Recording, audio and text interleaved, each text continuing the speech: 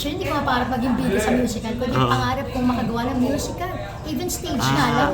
Talaga? Hindi ba mahilig ako kumanta? Hindi lang ako professional singer. Mahilig ako mag-video kay kumbaga, basta hilig ko rin talaga na kumanta. Pero para maging part ng isang musical at full-length movie, napakalaking blessing. Ako dito si Madonna.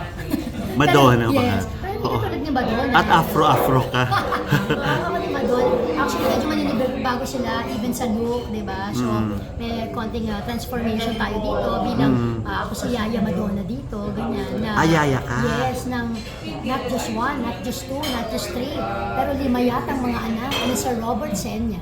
So, alam mo kasi, fan ako before ng, naalala mo yung Sound of Music.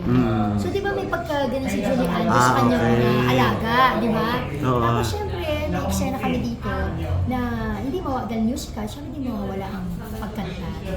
Kaya nga, gusto ko, bago ko gawin itong movie, ay meron naman akong konting paghanda. Nakakaya naman kay Mr. Robert Senya at kay Miss Isay Alvarez. Bilang sila din ang mga lead dito na characters. Si Miss Isay Alvarez bilang asawa, talaga, di ba? Real and real, di ba? Life couple.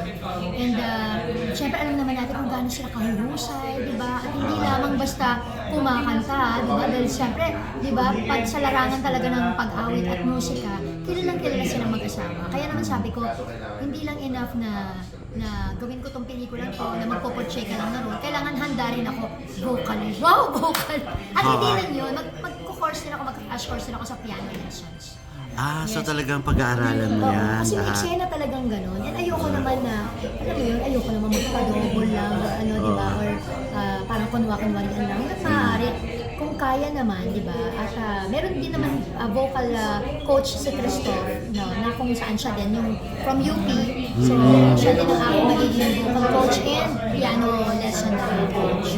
So dream come true pala sa itong project yes, it's a dream come true. Actually, di ba hindi ko manood ng mga stage play?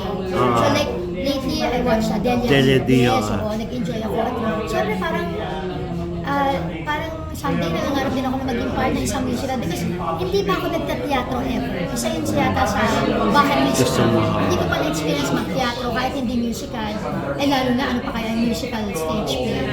So isa yun sa pangarap ko. Kaya nga nung isa ako na ako yung napili, di ba? Itong ating The Heart of Music, di ba, ng movie.